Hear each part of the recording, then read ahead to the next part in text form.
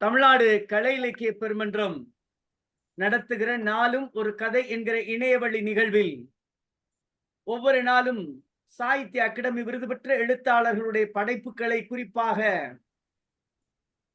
நூற்றாண்டு கண்ட ஆளுமைகளுடைய சிறுகதை படைப்புகளை கதை சொல்லி வாயிலாக கேட்டும் பின்னூட்டத்தால் பகிர்ந்தும் நாம் ஒரு தொடர் ஓட்டம் போல நம்முடைய கலை இலக்கிய பெருமன்றம் இலக்கிய பணியில் தன்னை அர்ப்பணித்துக் கொண்டு ஒவ்வொரு நாளும் சிறப்பாக செயல்பட்டு கொண்டு வருகிற நிகழ்விற்கு காரணமான இணைந்திருக்கிற அத்துணை ஆளுமைகளையும் தமிழ்நாடு கலை இலக்கிய பெருமன்றம் தோழமையோடும் நெஞ்சம் நிறைந்த வாழ்த்துக்களோடும் வரவேற்பதில் மகிழ்ச்சி அடைகிறோம். தோழமைகளே, இன்றைய நாள் 18ஆம் நாள் நிகழ்வு.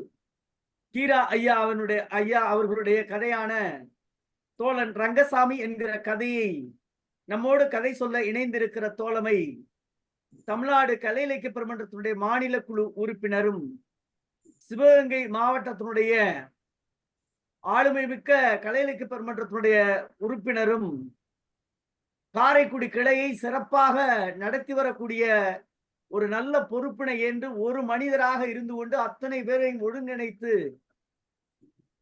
உறுப்பினருடைய எண்ணிக்கையிலும் கிளையினுடைய சரிவிலும் இருந்ததை மீட்டெடுத்து இன்றைக்கு ஒவ்வொரு மாதமும் நூற்றுக்கணக்கான உறுப்பினர்களை சேர்க்கிற அளவில் அந்த கிளையை வளர்த்திருக்கிற நம்முடைய தமிழ்நாடு கலை இலக்கிய பெருமன்றத்தினுடைய நிஜ நாடக கலைஞர் கவிஞர் இரா பூபதி அவர்கள் இன்றைக்கு கதை சொல்ல இணைந்திருக்கிறார்.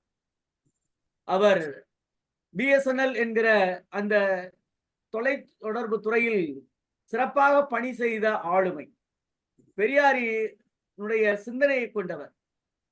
குறிப்பாக நம்முடைய பொது உடைமை சிந்தனையில் முழுமையாக அர்ப்பணித்து பணிக்காலத்தில் தொழிற்சங்கத்தில் சிறப்பாக பணி செய்து தொழிற்சங்கத்திற்காக தன்னை அர்ப்பணித்த மிகப்பெரிய ஆளுமை.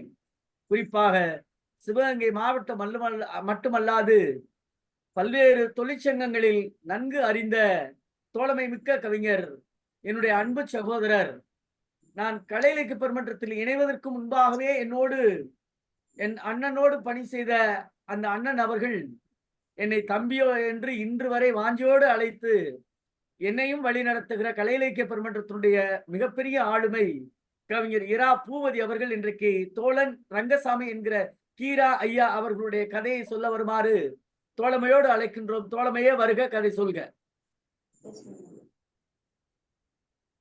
தோழர்களே, தம்பி முருகன் அவர்களே, தமிழ்நாட்டினுடைய எழுத்து ஆளுமைகளில் மிகச் சிறந்தவரும் வட்டார வழக்கு மொழியை பிரபலப்படுத்தியவருமான நமது கீரா நைனா முகம் தெரியுதுங்களே. இல்ல, அது இவ்வளவு நேரம் முயற்சி பண்ணாச்சு தலைவா. கொஞ்சம் இடர்பாடு இருக்கு, வேற ஒண்ணும் இல்ல. அதுதான் சரி, முகம் தெரிஞ்சா ஓகே. நைனா என்று எல்லோராலும் அன்போடு அழைக்கப்படுகின்ற டி. ராஜநாதன் அவர்களுடைய சிறுகதைகள் அனைத்துமே சிறப்பானவை. சிறப்பானவர்களில் மிகவும் சிறப்பான அந்த தோழன் ரங்கசாமி என்கின்ற அந்த சிறுகதையை தோழன் பூபதி ஆகிய நான் கூற வந்திருக்கின்றேன். கீரா அவர்கள் ஆரம்ப காலகட்டங்களிலே பொது உடைமை இயக்கத்திலே இருந்தவர். அதனுடைய போராட்டங்கள் பலவற்றில் கலந்து கொண்டவர்.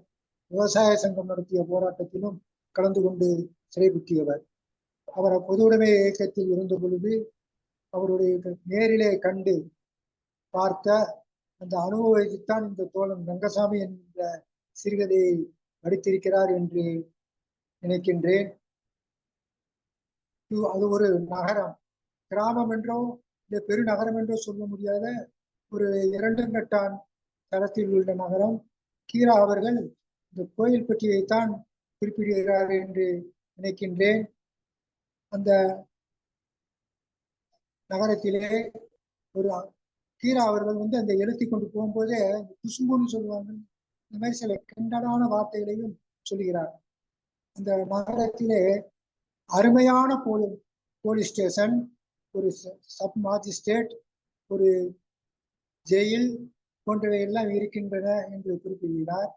அந்த நகரத்திலே ரங்கசாமி என்கின்ற ஒரு தோழர் பொது உடைமை இயக்க கட்சியிலே முழு நேர ஊழியராக பணிபுரிந்து வருகிறார். ஒரு நாள் காலை அந்த நகரத்திற்கு பக்கத்தில் உள்ள கிராமத்திற்கு சென்று விட்டு திரும்பி அந்த நகரை நோக்கி திரும்பி வந்து கொண்டு இருக்கிறார். அப்பொழுது அவர் பல சிந்தனைகளை செய்து கொண்டு வருகிறார். ஏதோ பெரிய காரியத்தை சாதிக்க சென்று பின்பு அதில் வெற்றி பெறாமல் திரும்பி வந்த ஒரு சோர்வு அந்த ரங்கசாமி தோழன் ரங்கசாமி நடையிலே தெரிகின்றது. காலையிலே வெறும் தேநீர் மட்டும் அருந்திவிட்டு அந்த கிராமத்திலே உடுத்த தேத்தண்ணீர் அருந்திவிட்டு நடந்து வந்து கொண்டு இருக்கிறார்.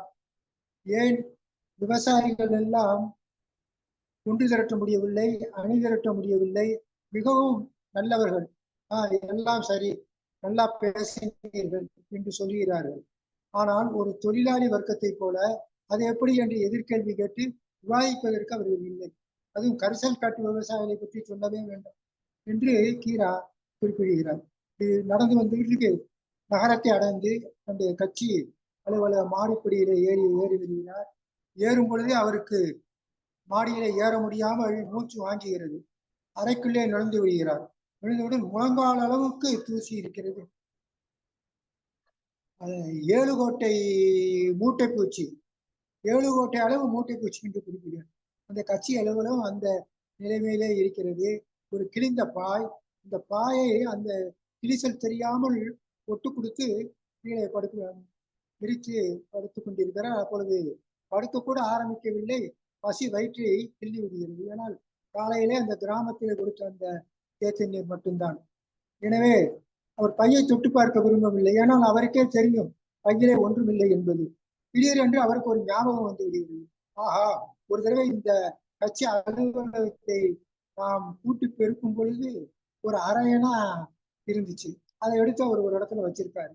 சரி, அந்த அரையணா இருக்கு நினைச்சு அந்த இடத்துல பாக்குறாரு. நல்ல வேளை அந்த அரையணா இருக்கு. அதுவும் செல்லுகின்ற அரையணாவா? இந்த கதை 1948 காலகட்டம். அப்பொழுதுதான் கட்சி அடக்குமுறைக்கு உள்ளாகி கட்சி தடை செய்யப்படவில்லை. ஆனால் தடை செய்யப்பட்டு விடுவதற்கான பல்வேறுமான அறிகுறிகள் தென்பட்டு கொண்டிருந்த ஒரு காலம். எனவே அந்த அரையணாவை எடுத்து செல்லுமான வகை நல்ல வேலை செல்லக்கூடிய நாணயமாக இருந்து விடுகிறது. அதை எடுத்துக்கொண்டு படி இறங்கி கீழே பக்கத்திலே ஒரு சிறு டீக்கடை போன்ற ஒரு சிறு உணவு நிலையத்துக்குள்ளே நுழைகிறார். வெறும் தண்ணீரை மட்டும் வாங்கி கடை என்று குடித்து விட்டு அந்த அரையணாவுக்கு மிச்சர் கட்டித்தர சொல்லி கொண்டு மிச்சரை சாப்பிட்டு முடிக்கிறார். முடித்தோட அந்த சமயத்துல அந்த ரங்கசாமியுடைய அப்பா படியில ஏறி வர்றாரு. ஒரு பேர் வெங்கடசாமி நாயக்கர்.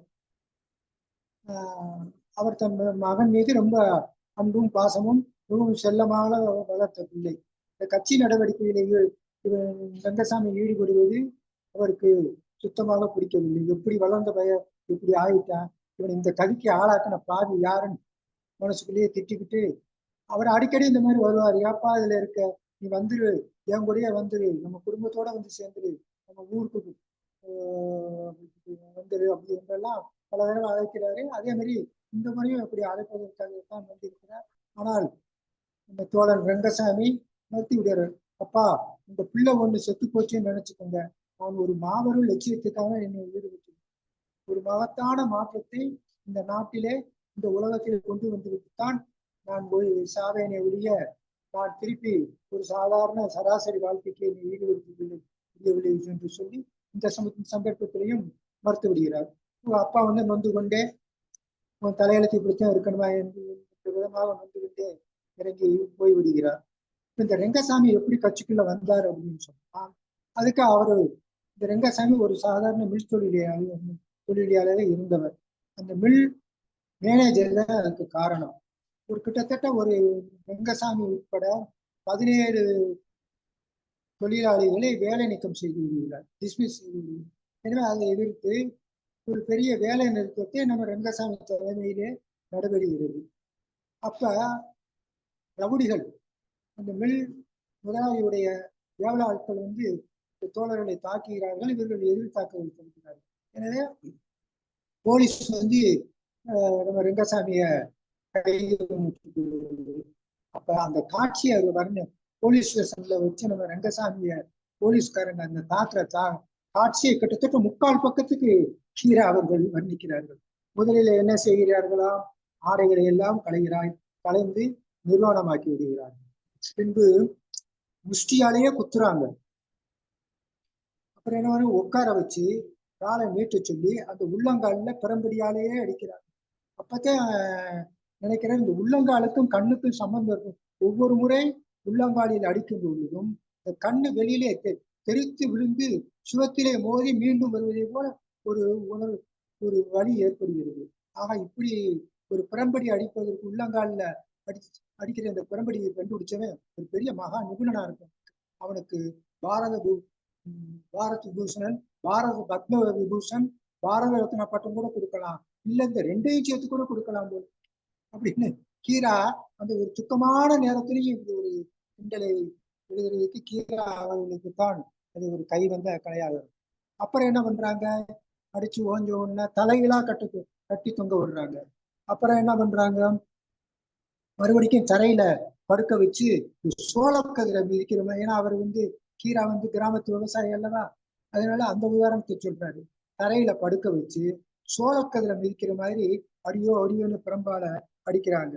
அடிச்சு மயக்கம் ஆன உடனே பக்கத்திலேயே ஒரு பெரிய தண்ணி தொட்டியில தூக்கி போட்டுடுறாங்க. அப்புறம் மயக்கம் தெளிஞ்ச உடனே மறுபடிக்கும் எடுத்து மறுபடிக்கும் சோளக்கதிரை மிதிக்கிற மாதிரி மறுபடிக்கும் அடிக்கிறாங்க. மறுபடிக்கும் தண்ணிக்குள்ள தூக்கி போடுறாங்க. மறுபடிக்கும் வெளியே எடுத்து மறுபடிக்கும் அடிக்கிறாங்க. இது எப்படி இருக்குன்னா, உமியில உமி நெருப்புல பொற்கல்லர் தங்கத்தை உருக்கி மறுபடிக்கும் தண்ணிக்குள்ள போடுவாரு, மறுபடிக்கும் வெளியில எடுத்து மறுபடிக்கும் உருக்குவாரு, மறுபடிக்கும் தண்ணிக்குள்ள ஓடுவாரு. அது போல இந்த அடிக்கிற காட்சி இருக்கான். அப்புறம் தண்ணின்னு கத்துனா குஷ்டரோகிய கொண்டாந்து சிறுநீர் கழிக்க விடுவாங்க. ஏன்னா தண்ணின்னு கேட்டா குஷ்டரோகியுடைய சிறுநீரை கொடுக்குறாங்களே, போலீஸ் ட்ரைனிங்ல இது ஒரு ஸ்பெஷல் ட்ரைனிங்கா சொல்லி கொடுத்துருப்பாங்க போல இருக்கும் என்று அந்த ரெங்கசாமி நினைத்து கொள்கிறாராம். இதன் காரணமாக ரெங்கசாமிக்கு என்ன ஆகிறது? உடல்நலம் மிகவும் கடுமையாக பாதிக்கப்பட்டு இருமல் தொல்லை ஏற்பட்டு விடுகிறது. மாலை நேரங்கள்ல காய்ச்சல் வர்றது, இருமல் வர்றது, உடம்பு குழுவுதுன்னு இருக்கிறது, இருமி இரத்த வாந்தி இருக்கிறது. இப்படி என்கின்ற அளவுக்கு அவர் உடம்பு ரொம்ப கடுமையாக பாதிக்கப்பட்டு விடுகிறது. அப்பத்தான் அவர் மறுபடிக்கும் அந்த சிறையிலிருந்து வெளியில அலுவலகத்துக்கு மறுபடிக்கும் மாடிப்படியில ஏறி போறாரு. போய் அப்ப அந்த அலுவலகத்தை பாக்குறாரு. பார்க்கும்போது மனசுக்குள்ள நினைச்சுக்கிறாரு, இந்த கட்சி அலுவலகம் என்பது எவ்வளவு. ஏன்னா ரெங்கசாமி சிறைக்கு போவதற்கு முன்பு அவர் அதை கூட்டி பெருக்கி சுத்தமா வச்சிருந்தாரு. ரெங்கசாமி இல்லைன்னு ஒண்ணு அந்த கட்சி அலுவலகம் ஒரு புனிதமற்று இருந்த நிலை போல கட்சி அலுவலகம் என்பது எவ்வளவு ஒரு கோயில் மாதிரி புனிதமா இருக்க வேண்டியது. மசூதியை எப்படி புனிதமாக வைத்துக் வேண்டும், அது போலெல்லாம் வைத்துக் கொள்ள வேண்டும். நமது தோழர்கள் சிகரெட்டு துண்டுகளை இப்படி புகைத்து வீசி எரிந்திருக்கிறார்களே. இந்த கம்யூனிஸ்ட் தோழர்கள் ஒரு மாடர்ன் பெர்சனாலிட்டிஸ் மாதிரி நபர்களாக இருக்க வேண்டுமா, என்ன இப்படி இருக்காங்க அப்படின்னு சொல்லி நினைச்சுக்கிட்ட அவர் சிந்தனையில பல சிந்தனைகள் ஓடிக்கொண்டு இருக்கிறது. என்று தனியும் இந்த சுதந்திரதாகவும் சொல்ல மாதிரி இதுக்கெல்லாம் நம்ம நாட்டுக்கு என்னைக்கே ஒரு முடிவு வரும். நம்ம கட்சி ஏன் வளராம இருக்கு, நம்ம கட்சி வளர்வதற்கு என்ன காரணம் அப்படின்னு சொல்லி அவர் சிந்தனை ஓட்டத்துல ஒண்ணு எழுதி அதை நான் கடைசி கதையை முடிக்கும் போது சொல்றேன். இப்ப சொன்னா சுவாரஸ்யம் கெட்டு போயிடும். அவர் என்ன சிந்திச்சார் என்பதை கதையின் முடிவுல நான் சொல்றேன். அதே மாதிரி மதுரையில எம்பிடிவிசி இப்ப நம்ம ஏஐடிசின்னு சொல்றோம். அதுக்கு முதல்ல டிஎன்டியூசி, தமிழ்நாடு ட்ரேட் யூனியன் காங்கிரஸ்ன்னு சொல்லுவோம். இப்ப ஏஐடிசி தமிழ்நாடு மாநிலம், தமிழ் மாநிலம்னு சொல்லுவோம். ஆனா அன்னைக்கு 1948 காலகட்டத்துல Madras presidential trade union congress எம்பிடிவிசி அது மாநாடு மதுரையில நடந்தது. நம்ம இந்த ரெங்கசாமி நினைவு ஓட்டங்கள்ல எல்லாம் வருது. அப்ப டாங்கே வந்திருந்தாலே இவ்வளவு அருமையா பேசினாரு.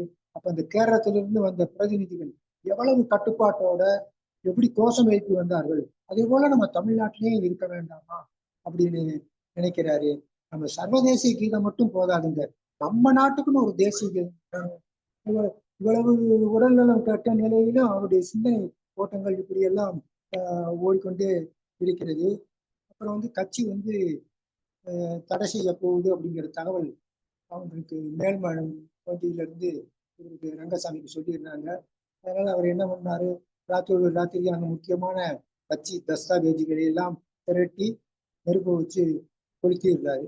கொளுத்தி அந்த கட்சி கொடி அப்ப சொல்றாரு, செங்கொடியே, இப்பொழுது உன்னை நான் எடுத்துக்கொள்கிறேன், ஆனால் மீண்டும் நீ கம்பீரமாக பறக்கும் காலம் ஒன்று விரைவில் வரத்தான் செய்யும் என்று சொல்லிவிட்டு அந்த கட்சி கொடியை எடுத்து தன் வேட்டியில இடுப்புல சுத்தி வச்சுக்கிட்டு இறங்கி போறாரு. போகும்போதே அவருக்கு இருமல் அதிகமாயிருக்கு. போற வழியிலே ஒரு மருத்துவரை சந்திக்கிறாரு. மருத்துவர் இவரை பரிசோதனை செஞ்சு விட்டு, உங்களுக்கு மிக முக்கிய நிலையில வந்து டிபி டிபி நோய் இருக்கு, சயரோகம் இருக்கு, அதுக்கு சத்தான உணவுகளை நீங்க சாப்பிடணும், பால், முட்டை, மீன் எண்ணெய், இப்படி ஒரு பெரிய லிஸ்ட்டை கொடுத்துட்டு இந்த மருந்து சட்டியும் கொடுக்குறாரு. இவர் இதெல்லாம் வாங்க ஏன்டைய காசுன்னு இவர் தோழர் ரங்கசாமி சிரிச்சுக்கிறாரு. அப்ப அந்த கீரா சொல்றாரு, அவர் ரங்கசாமி ஏன் புண்ணிய செய்தார் என்பதை ஆராய்ச்சி செய்வதற்கெல்லாம் மருத்துவருக்கு நேரம் இல்லை, அவர் அடுத்த நோயாளியை கவனித்து சென்று விடுகிறான்னு சொல்றாரு. அப்ப ரங்கசாமி அப்படியே நடந்து போயிட்டே இருக்காரு. வெயில் வேற கொளுத்துது, பசி வயிற்றுது, நடந்து போறாரு. ஒரு கட்டத்துல இருமிக்கிட்டே இருக்காரு. ஒரு கட்டத்துல அவர் அறியாமையே தடால்னு மயக்கம் போட்டு விழுந்துடுறாரு. சரி, மறுபடியும் அவர் முடிச்சு பார்க்கும்போது அவர் பக்கத்துல சில நபர்கள் நின்று கொண்டு முகத்துல தண்ணியெல்லாம் தெளிச்சு அவர் வாயில நீராகாரம் கொடுக்குறாங்க. அவருக்கு அந்த நீராகாரம் அமுத மாதிரி இருந்துச்சான். அப்ப முடிச்சு பாக்குறாரு, நீங்க எல்லாம் யாரு? நாங்கெல்லாம் காங்கி தொழிலாளர்கள். இந்த இடத்துல கீராவுடைய வரியை நாம் கூர்மையாக கவனிக்க வேண்டும். நாங்கள் எல்லாம் காங்கி தொழிலாளிகள், இந்த ரயில்வேல வேலை செய்யறாங்கன்னு இந்த காங்கி தொழிலாளிகள்னு சொல்லி அவர் நிப்பாட்டிருக்கிறார். அடுத்து ஒரு வரி சொல்றாரு, நாங்கள் எல்லாம் காங்கி தொழிலாளிகள், அரிஜன்கள் சொன்னோடனே இவருக்கு அது கேட்ட உடனே நம்ம தோழன் ரங்கசாமிக்கு, நீங்கள் என் தாய் தந்தையை போன்றவர்கள், நீங்கள் எனக்கு நீராகாரம் கொடுத்து காப்பாற்றினீர்கள். இந்த செங்கொடியை வந்து அவர் இடுப்பிலிருந்து கலட்டி அவங்க கையில ஒப்படைக்கிறார்.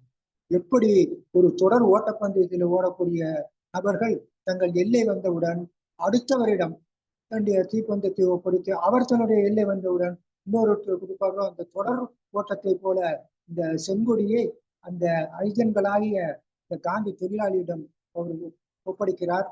ஒப்படைத்து கையிலே கொடுத்த உடனே ரங்கசாமி இறந்தும் விடுகின்றார். இது நடந்து 9 ஆண்டுகள் கழித்து கேரளாவிலே முதல் பொது உடைமை ஆட்சி மலர்கிறது. ஆனால் இதை பார்த்து மகிழ்வதற்கு ரங்கசாமி தான் உயிரோடு இல்லை என்கின்ற அருமையான வரிகளுடன் அவரு முடிக்கிறாரு. இதுல முத்தாப்ப நான் அவரு அந்த கட்சி அலுவலகத்தில் இருக்கும்போது சிந்திச்சுக்கிட்டே இருந்தாருன்னு சொன்ன, அது இந்த சிந்தனை ஓட்டம் என்ன என்று சொன்னால், ஏன் நம்ம அந்த அவருடைய வரிகளை நான் அப்படியே வாசிக்கிறேன். நாம் வேலைகளில் ஏன் இவ்வளவு தேக்கம், ஏன் நம்மிடம் என்ன குறை இருக்கிறது, நாம் கலைத்துறையில் போதிய கவனம் செலுத்தவில்லையோ, இல்லை இலக்கிய வளர்ச்சியிலும் நமக்கு அக்கறை இல்லையோ, இக்குறைகளை நீக்கினால் நம்மை நோக்கி அனைவரும் வருவார்களோ, நமது திசைவழி என்ன என்ற சிந்தனை ஓட்டம்தான் அவருடன் எழுகிறது.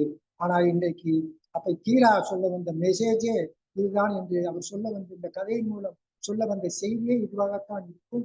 கலை இலக்கிய துறையிலே நாம் ஆர்வம் காட்டினால் பொது உடைமை தானாக தத்துவம் தானாக வளரும், பொது உடைமை இயக்கம் தானாக முன்னேறும், வளரும் என்பதுதான் இது செய்தியாக சொல்ல வருகிறார் என்று நான் நினைக்கிறேன். எனவே நான் வந்து எனக்கு வயசு 70, கிட்டத்தட்ட 1973 கலை இலக்கிய பெருமன்றத்திலும் பொது உடைமை இயக்கத்தில் விளைந்தவன். அப்ப எனக்கு கலை இலக்கிய பெருமன்றத்தில் கிட்டத்தட்ட 27, 47, 51 ஆண்டு அனுபவம் எனக்கு இருக்கிறது.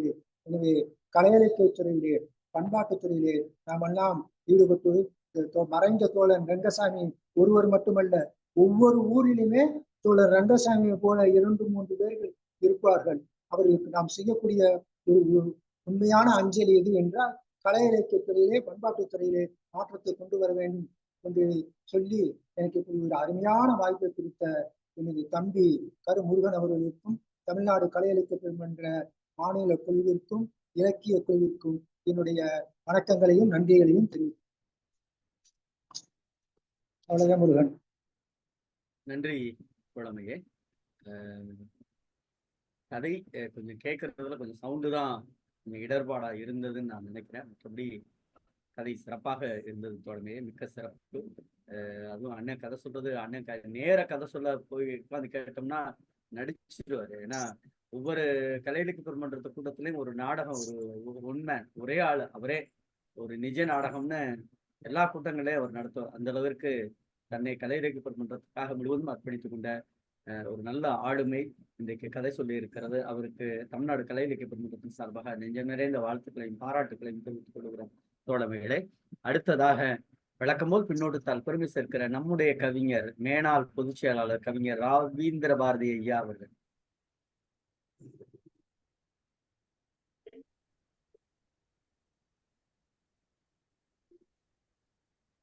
அனைவருக்கும் வணக்கம். மிக அருமையான கதை இது. இந்த கதையை மிக சிறப்பாக தோழர் அவர்கள் சொல்லி இருக்கிறார்கள். என்னன்னா கொஞ்சம் தொழில்நுட்ப இது பற்றாக்குறையினால அவர் முகம் வந்து ஏதோ விளக்கில்லாத இடத்துல இருக்கிற மாதிரி தெரிந்தது. அது கூட அந்த கட்சி அப்பொழுது பட்ட கஷ்டத்தை நமக்கு தெரிவிக்கிற மாதிரி ஒரு குறியீடு மாதிரி அமைஞ்சிருக்குதுன்னு சொல்லலாம்.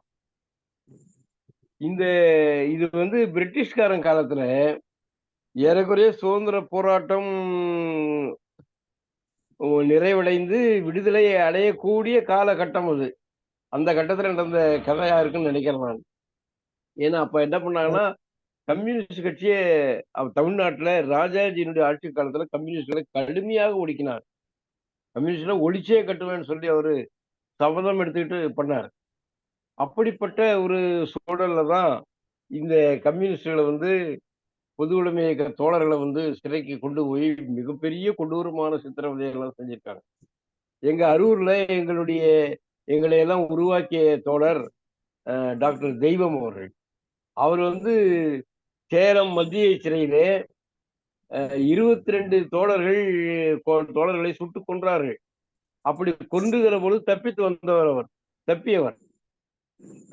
அவர் தனி தொட்டிக்கு அடியில படுத்துக்கிட்டாராம். அதான் துப்பாக்கி சூடு நடத்தும் போது ஏன் அப்படி நடந்ததுன்னு சொன்னா, அதற்கு பிறகு இந்த கதைக்கு பிறகாக நடந்தது அது. அந்த கதைக்கு பிறகாக நடந்தது என்னன்னா, கையில் கிடைத்ததெல்லாம் போராடணும், கையில் கிடைத்ததை எடுத்துக்கொண்டு போராடுங்கள் அப்படின்னு சொல்லி தோழர் ரணஜீவே காலத்துல செய்த ஒரு தவறான முடிவு. அந்த தவறான முடிவு தான் இன்னைக்கு இந்தியாவுல பொது உடைமை இயக்கம் ரொம்ப நசிந்து போனதுக்கு காரணம் அதுதான். கையில் கிடைத்த எப்படி போராடுவ நீ? பெரிய ராணுவம் இருக்கிறது, ஏகப்பட்ட எல்லா வசதிகளும் உங்களுக்கு இருக்குது. அவர்களை எதிர்த்து நீ சிறையில போய் கையில கிடைச்சதே எப்படி போராடுறது? அதை வந்து விமர்சனம் பண்ணதுக்கு ஜீவா மேல நடவடிக்கை எடுத்துட்டாங்க. ஜீவா மேல் நடவடிக்கை எடுத்துட்டு அவர் பத்மாவதி அவரை சந்திக்க கூடாதுன்னு சொல்லிட்டாங்க.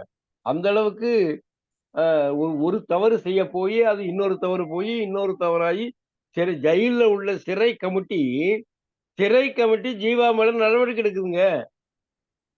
அதுக்கப்புறம் சுதந்திரம் வந்த பிறகுதான் இவங்களெல்லாம் விடுதலை பண்றாங்க. இது நான் சொல்றது 2வது கட்டம்.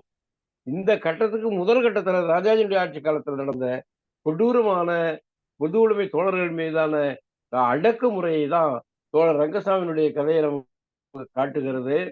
அது இன்றைக்கு நக்சல் தோழர்கள் எடுக்கக்கூடிய தவறான நடவடிக்கை தான் அன்னைக்கு நம்ம கட்சியே எடுத்தது. இந்த கட்சியை எடுத்ததுனாலதான் கட்சி இந்த அளவுக்கு ஒரு காலத்துல 60 இடங்களெல்லாம் நாம பெற்று இருந்தோம் நாடாளுமன்றத்துல. நம்ம தமிழ்நாடு சட்டமன்றத்துல ஆட்சி அமைக்கக்கூடிய அளவுக்கு நாம வந்து இருந்தோம். அப்படியெல்லாம் இருந்து அது இந்த மாதிரியான தவறான சில நடவடிக்கையினால வரலாற்று தவறுகள், அது ஒண்ணும் தப்பா அவங்க வேணும்னு செய்யல. அப்பொழுது அப்படி எடுக்கலாம்னு நினைச்சாங்க. அது காலத்தில் தவறுது. ஆனால் தவறே செய்திருந்தாலும் கூட அவருடைய சுயநலத்துக்காக அதை செய்யவில்லை, மக்களுடைய நன்மைக்காக தான் அவர்கள் செய்தார்கள். அந்த கட்சி தவறாக எடுத்தாலும் கூட நம்ம கட்சி தோழர்கள் அதை சிறமேற்கொண்டு கட்சி என்ன சொல்லுகிறதோ அதை அப்படியே கண்ணை மூடிக்கொண்டு அவர்கள் பின்பற்றினார்கள். அப்படி பின்பற்றுறதுதான் நம்ம ரங்கசாமி தோழரை அந்த கதையில நாம இழந்தோம். எத்தனை ரங்கசாமி அருமையா இப்பதான் தெரியுறீங்க. வாழ்த்துக்கள் ஐயா, வாழ்த்துக்கள், வாழ்த்துக்கள் தோழர். ரொம்ப நல்லா நன்றி தோழர். சொன்னீங்க, கதையை ரொம்ப சொன்னீங்க. உங்களை பற்றிய அறிமுகம் நம்முடைய பேராசிரியர் கரும்புருகன் அவர்கள் மிக சிறப்பாக சொன்னார்கள். ரொம்ப அருமையான கதை இது. நம்ம கீரா அவர்கள் அவங்க உள்ளூர்ல இருக்கக்கூடிய கிளையில உறுப்பினர். கு அழகிரிசாமி அவர்கள் அந்த கிளையினுடைய செயலாளர். இவங்க எல்லாம் கட்சி கார்டு வாங்கினதெல்லாம் பெருமையாக பதிவு பண்ணியிருக்கிறார் கடிதங்கள்ல கீரா அவர்கள். 1970 நடந்த நிலமீட்சி போராட்டத்துல சிறைக்கு போனார் நம்ம கீரா அவர்கள். உங்களைப் போலவே நானும் 1970 கலை இலக்கியத்துக்கு வந்தவன். இன்று வரைக்கும் கலை இலக்கியத்தில் தொடர்ந்து பணியாற்றி கொண்டிருக்கிறோம். அதுல 2 பேருக்கு ரொம்ப ஒற்றுமைங்க ஐயா. ரொம்ப மகிழ்ச்சி.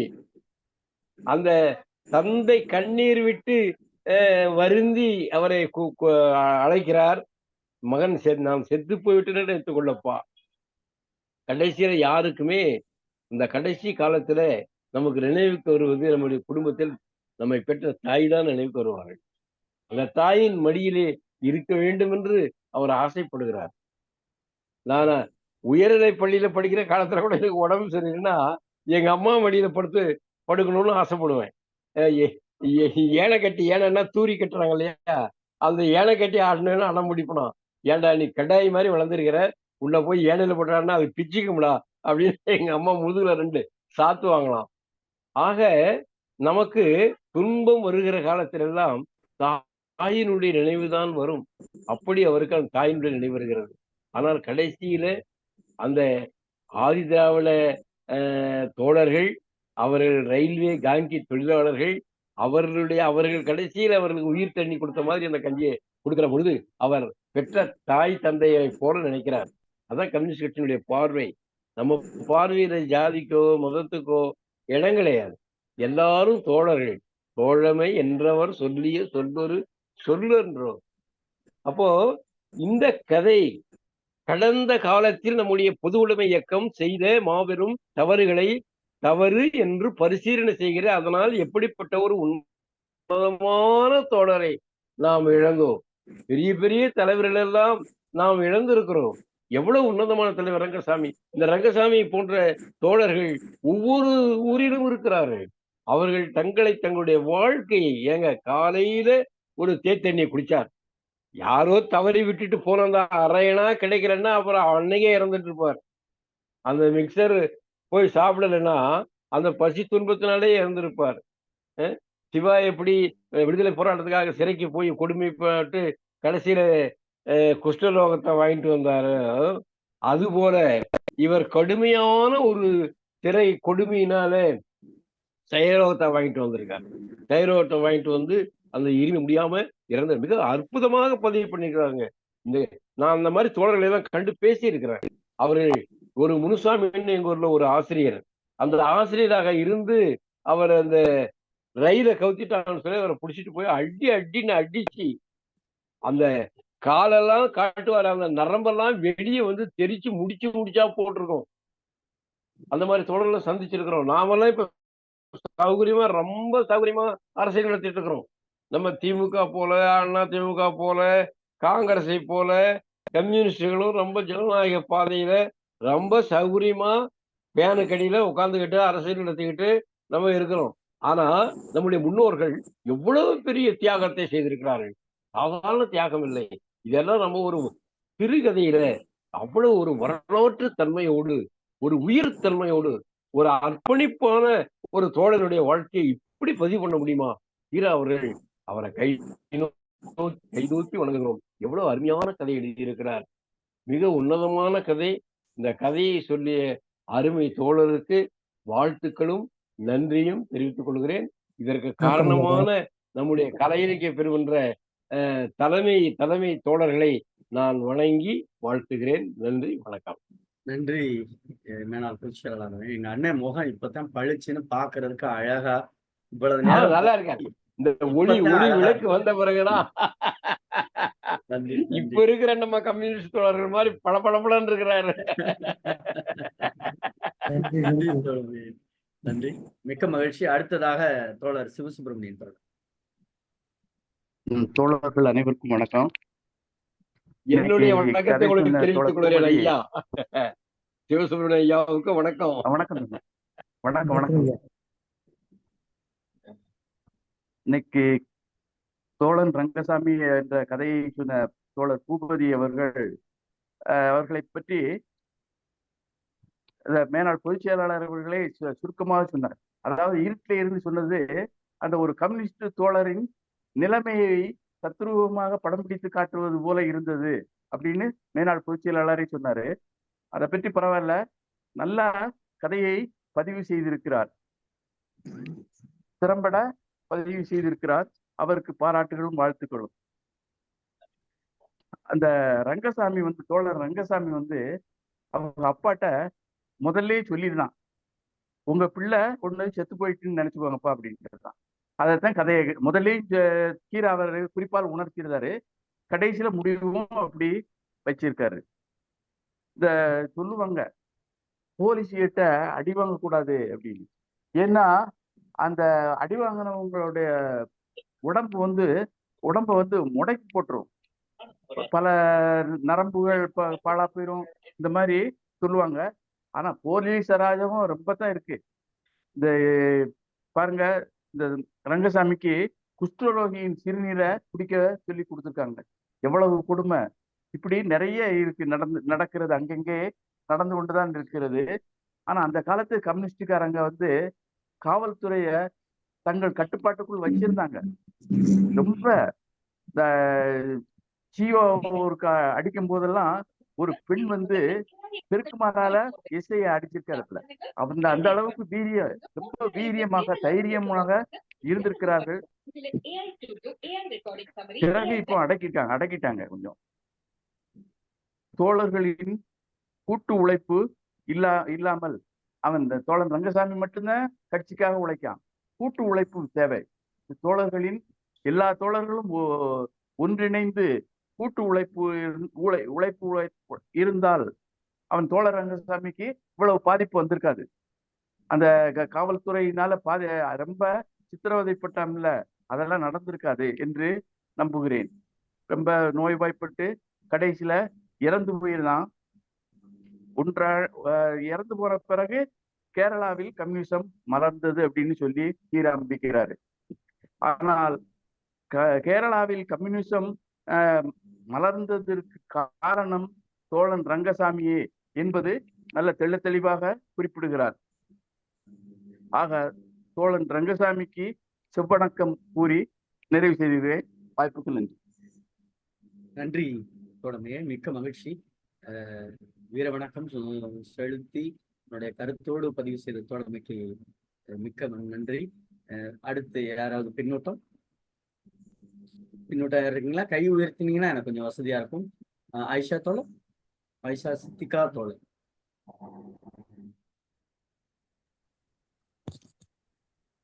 மாலை வணக்கம் தோழமைகளே. குரல் கேக்குதுங்களா? கேக்குது, பேசு. ஒரு தியாக செம்மலோட ஒரு படம் பார்த்த மாதிரி இருக்கு, பிளாக் அண்ட் ஒயிட் மூவி பார்த்த மாதிரி இருக்கு எனக்கு அந்த ஃபீல். இது ஸ்க்ரீனை நம்ம இது பண்ணிட்டு நான் சமைச்சிட்டு இருந்தேன். திடீர்னு நான் ஸ்க்ரீனை ஓப்பன் பண்ணும்போது கரெக்டா கடைசியில மெசேஜ் சொல்லிட்டு இருந்தாங்க ஐயா. அவரோட முகம் சரியா தெரியல இல்லைங்களா? அவன் பின்னாடி இருந்து ஒரு லைட் வெளிச்சம் மட்டும் இருந்தது, அவரோட முகம் இருட்டா இருந்தது. இந்த காதோரம் இருக்கிற அந்த முடி கூட தெளிவா தெரியுற மாதிரி ஒரு நிழல் உருவமா இருந்தது. ஒரு மெசேஜ் சொல்லிட்டு இருக்காரு கடைசியா. அந்த ஸ்கிரீன் பார்த்தோன்னே கிராயாவே எழுந்து அந்த மெசேஜ் சொல்ற மாதிரி ஒரு ஃபீல் எனக்கு. அந்த ஒரு தருணம் அப்படி இருந்தது. அவ்வளோ உணர்வுபூர்வமான விஷயமா இருந்தது. ஒரு பிளாக் அண்ட் ஒயிட் மூவி அப்படியே நாங்க பார்த்த மாதிரி இருந்தது. எவ்வளவு தூரம் அந்த இயக்கம் பயணப்பட்டிருக்கு, எவ்வளவு தூரம் இந்த தோழர்கள் பயணப்பட்டிருக்காங்க, எவ்வளவு தூரம் உங்களோட தியாகங்கள் இருக்கு, நம்ம எது மேல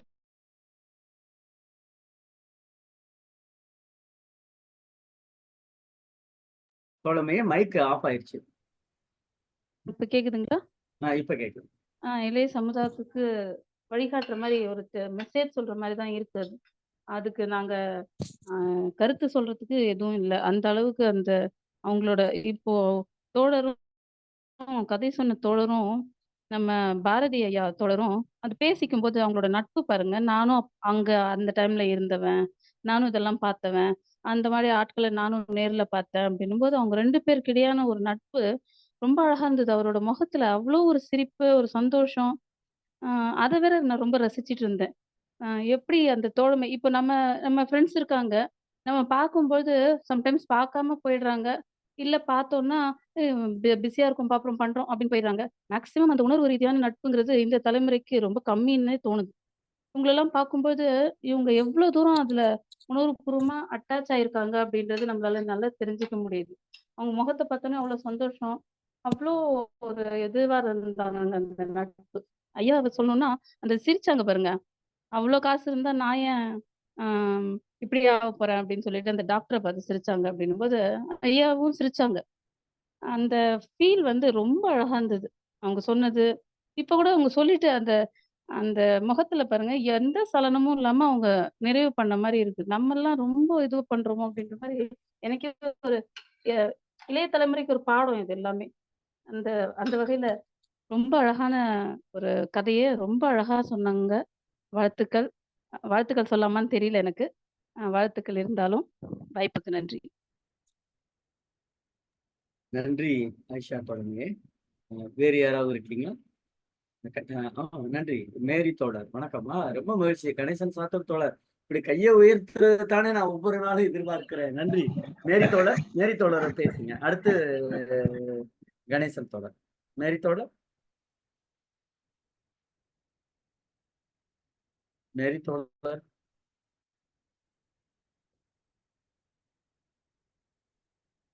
கணேசன் சாத்தூர் தோழர். அனைத்து தோழமைகளுக்கும் மாலை வணக்கம். இந்த தோழ ரங்கசாமி என்ற கீரா நமது கலை இலக்கியத்துல கதை உன்னத்தியர் என்று சொல்லக்கூடிய கீராவுடைய கதை அருமையான கதை. இந்த கதையை பொறுத்த மட்டும் பார்த்தோன்னா ஐயா பூபதி ஐயா அவர்கள் மிகவும் சிறப்பாக சொன்னார்கள். அவர்களுக்கு வாழ்த்துக்களும் பாராட்டுகளும் வணக்கம் நன்றியும். விமர்சனம் சொல்லும் போது ரவீந்திர பாரதியா நிறைய கருத்துக்களை அவர் பல விதமான முன்னாடி இருக்க கருத்துக்களையும் அழகா சொன்னாங்க. அதுலயும் இப்ப இந்த ஆயிஷா தோழர் சொல்லும்போது பாத்தீங்கன்னா, ஐயா வந்து பூபதி ஐயாவுடைய முகம் தெரியவில்லை இருட்டில். அப்படி தெரிந்த அந்த இருட்டில் கூட அவருடைய காதலுடைய ரோமம் கூட சரியா தெரியும்போது பார்க்கும்போது, எனக்கு கீராவினுடைய நேரா வந்தாரோ அப்படின்னு சொல்ற மாதிரி இருக்கு. பாத்தீங்களா? அதாவது ஏதோ ஒண்ணு இருக்குது நம்ம பார்க்க முடியாட்டியும் அதில் கூட ஒரு சந்தோஷமாக நேர்மறை கருத்தாக எடுத்துக்கொண்டு அந்த பின்னோட்டத்தை வழங்கினார்கள் ஆயிஷா தோழர் அவர்களுக்கு நன்றி வாழ்த்துக்களும் பாராட்டுகளும். இந்த அதாவது பொது உடைமை சிந்தனையும் பொது உடைமை கருத்துக்களும் இருக்கக்கூடிய அனைத்து தோழர்களும் இப்படித்தான் அந்த காலத்தில் வந்து கஷ்டப்பட்டு அந்த உழைக்கும் வர்க்கத்திற்காகவும் தொழிலாளர் வர்க்கத்திற்காகவும் போராடி போராடி போராடி வாழ்க்கையவே அது குடும்பத்தை பத்தி எந்த விதமான சிந்தனையுமே இல்லாமல் நிறைய பேர்கள் தங்களுடைய உயிரையும் துச்சமாக மதித்து அந்த பொது உடைமை கருத்துக்களை வலியுறுத்த வேண்டும், தொழிலாளர் வர்க்கத்தை முன்னேற்ற வேண்டும், உழைக்கும் வர்க்கத்தை முன்னேற்ற வேண்டும் என்று சொல்லக்கூடிய தோழர்கள் நிறைய பேர் இருந்திருக்காங்க. இப்பயும் இருக்கத்தான் செய்யறாங்க. அப்ப இப்படிப்பட்ட சூழல்ல இருந்து இருந்தா கூட நம்ம தோழமையோட கலை இலக்கிய பெருமன்றம் வந்து வளர்ந்து கொண்டுதான் இருக்கின்றது. தோழர் ரங்கசாமி வந்து அவர் வந்து உழைக்கும் வர்க்கத்தான் கஷ்டப்பட்டா கூட அப்ப இருக்கக்கூடிய அரசியலுடைய சூழ்நிலையை பொறுத்த மட்டில் காங்கிரஸ் ஆட்சியானது காங்கிரஸ் ஆட்சி வந்து அவங்க பிரிட்டிஷ்காரன் காலத்துல இருந்து வந்து அவனுடைய அடக்குமுறைகள் ஒடுக்குமுறைகள் என்னென்ன இருக்கோ அதையே பயன்படுத்தி தான் பொது உடைமை சிந்தனை இருக்கிறவர்கள் பொது உடைமை சிந்தனை உழைக்கவர்களுக்கு பார்த்தாலும் அவர்கள் நமது கட்சிக்கு அரசியலுக்கு எதிராக வந்து விடுவார்களோ என்ற எண்ணத்தில் தான் நிறைய பொது உடைமை தோழர்கள் வந்து பாதிக்கப்பட்டு இறந்து அவர்களை உயிரை துச்சமாக மதித்து தியாகம் செய்துதான் நமக்கு சுதந்திரம் கிடைத்தது என்று சொல்லும் விதமாக அமைந்த ஒரு கதை தான் தோழர் ரங்கசாமி கதையும் அப்படித்தான் அமைந்திருக்கிறது. அவரு எத்தனையோ பேருக்கு சாகித்ய அகாடமி விருது கிடைக்கிறது, அந்த விருது இந்த விருதெல்லாம் கிடைக்குது. ஆனா அவருடைய அந்த விருது கூட அவருக்கு இப்ப இருக்கும் காலத்தில் கிடைக்காம அவர் இறந்து போன பிறகு கூட கிடைச்சிருக்கும். அதே போலதான் தோழர் ரங்கசாமி இறந்த பிறகுதான் கேரளாவில் பொது உடைமை கட்சி ஒன்று ஆரம்பித்து பொது உடைமை அரசு வந்தது என்று சொல்லக்கூடிய ஒரு இது சொல்றாங்க. அதை வந்து அவர் பார்க்கிறதுக்கு இல்லையே என்று ஒரு ஆதங்கத்தோடு எடுத்து வைத்த ஒரு கதையாக கீரா அவர்கள் படைத்திருக்கிறார்கள். நன்றி, வாழ்த்துக்கள், வாழ்க வளமுடன். தமிழ்நாடு கலை இலக்கிய பெருமன்றத்தின் பொதுச் செயலாளர் அவர்களுக்கும், மேனாள் பொதுச் செயலாளர் அவர்களுக்கும், கலை இலக்கிய குழுவின் தலைவர் ஐயா பேராசிரியர் கருமுருகன் அவர்களுக்கும், மற்றுமுள்ள தோழமை அனைத்து நண்பர்களுக்கும் வணக்கமும், வாழ்த்துக்களும், பாராட்டுகளும், நன்றியும். வாழ்க வளமுடன். நன்றி தோழமையே. மேரி தோழர். வணக்கம், வாழ்த்துக்கள். கதை சொன்ன விதம், ஐயா அவர்கள் கதை சொன்ன விதம் மிகவும் அருமை. எல்லா காலத்திலும் அந்த போலீஸ் கஸ்டடி என்பது மிகவும் துன்பகரமாக இருக்கிறது. அதை தோழர் எப்படி அனுபவித்தார் என்பதை மிகவும் அருமையாக அவர் அனுபவித்தது போலவே சொன்ன விதம் மிகவும் சிறப்பு. இந்த காலத்தில் எப்படி நம்முடைய பொது உடைமைவாதிகள் எப்படி இருக்கிறார்கள் என்பதை தோழர் ரவீந்திர பாரதி அவர்கள் சொல்லும்போது உண்மை சுடத்தான் செய்கிறது. எப்படியெல்லாம் நம்முடைய இயக்கம் வளர்ந்திருக்கிறது என்பதை நினைக்கும் போது மிகவும் பெருமையாக இருக்கிறது. மிகவும் இந்த கதையை கேட்கும்போது ஒரு தோழர் உண்மையில் அடிபட்டு அந்த போலீஸ் கஸ்டடியில் எவ்வளவு கஷ்டப்படுகிறார் என்பதை கண்முன்னே ஒரு காட்சி வடிவில் கொண்டு நிறுத்திய அவருடைய பாங்கு மிகவும் சிறப்பானது. வாழ்த்துக்கள், நன்றி. நன்றி தோழமையே. வேற யாரும் இருக்கீங்களா? இல்லைன்னா நிறைவா பொதுச் செயலாளர்? நன்றி தோழமையிலே. நிறைவாக நம்முடைய தமிழ்நாடு கலை இலக்கிய பெருமன்றத்தினுடைய பொதுச் செயலாளர் மருத்துவர் தா. அறமுகம் ஐயா.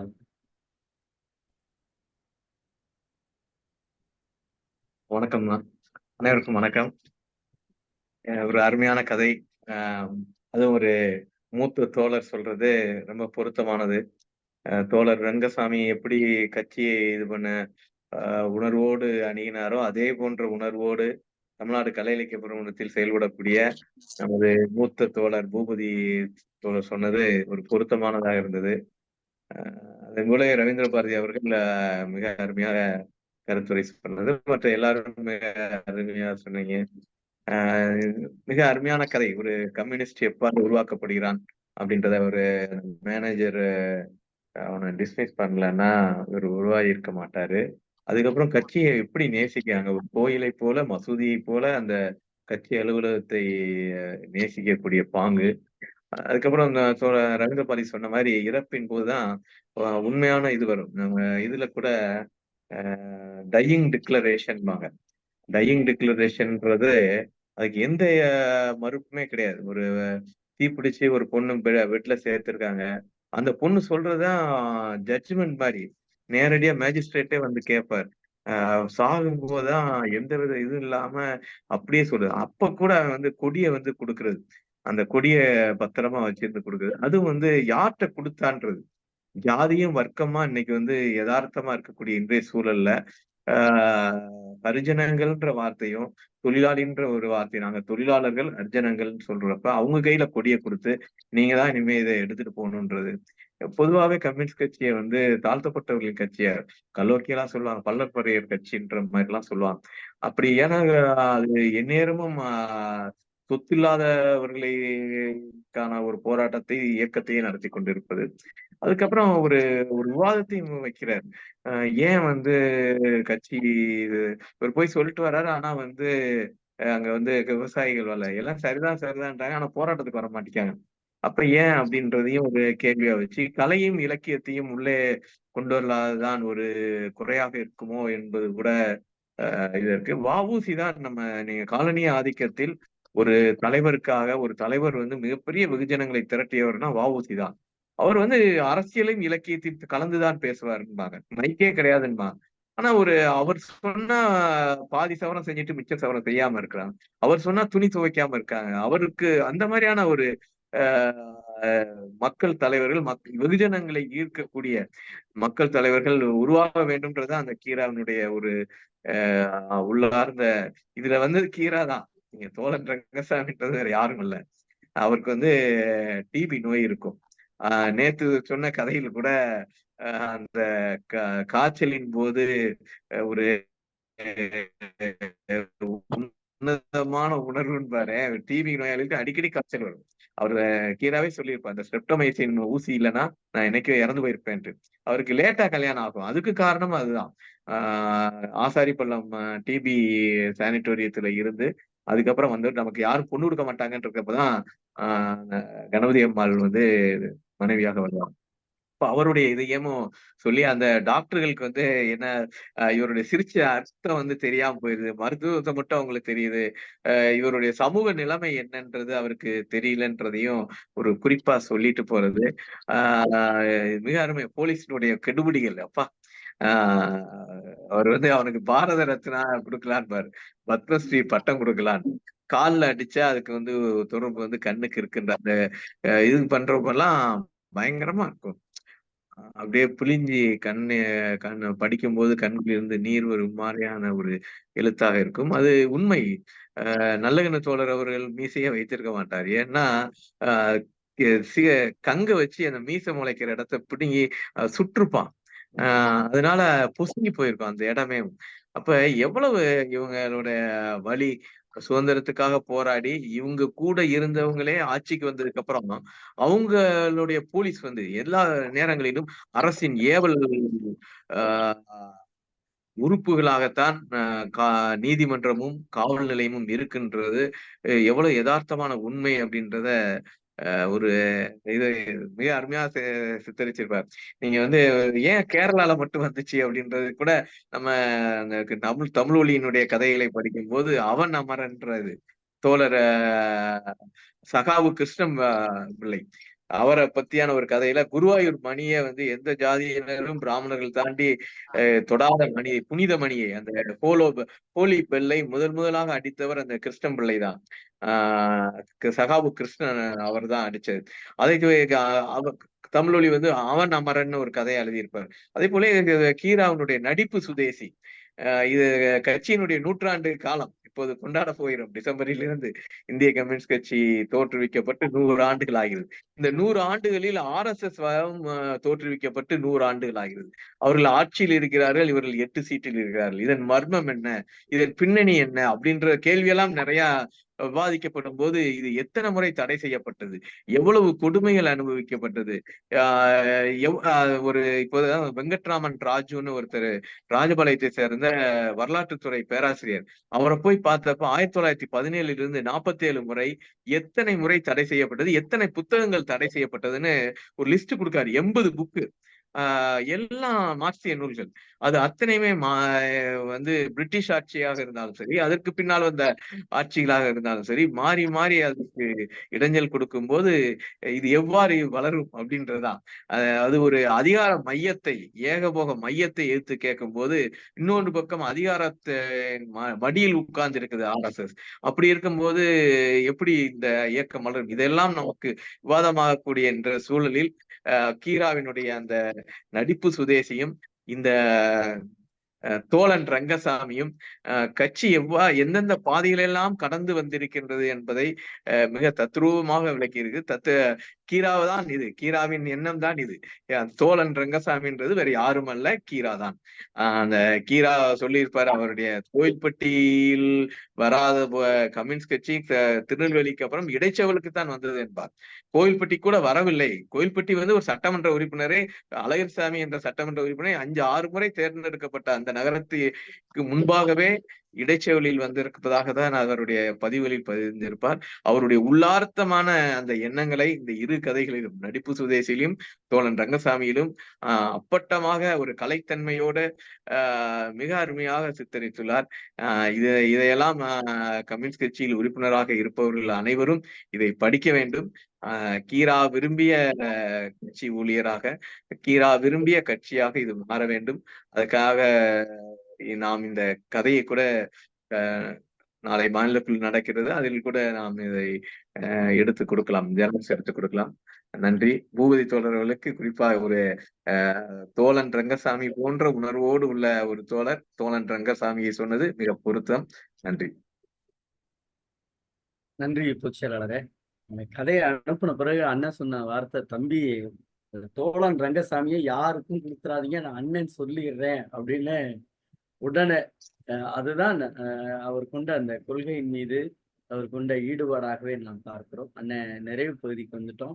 அதுக்கு முன்னாடி பின்னூட்டம் பார்த்துடலாம். பின்னூட்டம் வாழ்த்தோழர் வாழ்த்துக்கள் கதை சொன்ன தோழருக்கு அப்படின்னு போட்டிருக்காங்க. பத்மாகுரு தோழர் ரங்கசாமி கதையை பொதுவுடைமை இயக்கத்தில் இணைந்து செயல்பட்டவர்களின் அன்றைய நிலை பற்றி காலப்பதிவு கதைக்குரிய தோழருக்கு பணிவான வணக்கங்கள். ரேவதி நவநீத கிருஷ்ணன் தோழமை. தோழர் ரங்கசாமி கட்சியின் நிலைக்காக கடைசி வரை போராடி உயிர் விட்டமையினால் அவரது உறுதி தெரிகிறது. கேரளாவில் இன்றும் கட்சியின் அமைப்பு பலமாக இருப்பதாக தெரிகிறது. கட்சிக்காக குடும்பத்தை தொடர்ந்து திருமணம் முடிக்காமல் சேவை செய்யும் தோழர்கள் இன்றும் உள்ளார்கள்.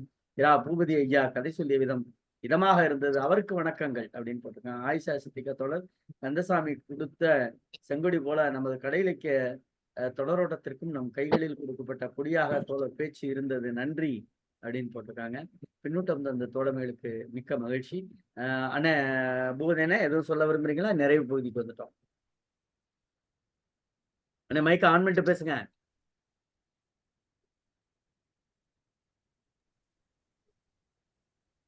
பின்னூட்டம் கொடுத்த அனைத்து தோழர்களுக்கும் மாநில பொதுச் செயலாளர் தம்பி ஆரம் அவர்களுக்கும் முருகன் அவர்களுக்கும் மனமாற நன்றிகள். இந்த கதையை படித்து முடித்த உடனே துலாபாரம் பாதம் பார்த்து முடித்தவுடன் மனதிலே எப்படி ஒரு மன அழுத்தமும் மன இறுக்கமும் ஏற்பட்டதோ அதே போன்ற ஒரு உணர்ச்சி தான் இந்த கதையை படித்து முடித்தவுடன் ஏற்பட்டது. மீண்டும் நன்றி, வணக்கம். நன்றி தோழமைகளே. தோழமைகளே, படைப்பாளன் கூட தான் கொண்ட கொள்கை இந்த சமுதாயத்திற்கு எப்படி பரவ வேண்டும் என்பதில் கவனமாக இருப்பதற்கான உதாரணம்தான் இந்த கதை. இன்றைய உலகில் படைப்பாளர்கள் வருகிறார்கள். தொடக்க காலத்தில் இருக்கிற படைப்புகள் காலப்போக்கில் மாறி விடுகிறது. காலப்போக்கில் பொருளாதாரத்தை மையப்படுத்துகிற படைப்புகள் மிகுந்து படைக்கிற சூழலில் கால ஓட்டம் அவர்களை பின்னுக்கு இழுத்து விடுகிறது. ஆனால் கொண்ட கொள்கையில் கீரா கடைசி வரை கவனமாக இருந்தார்.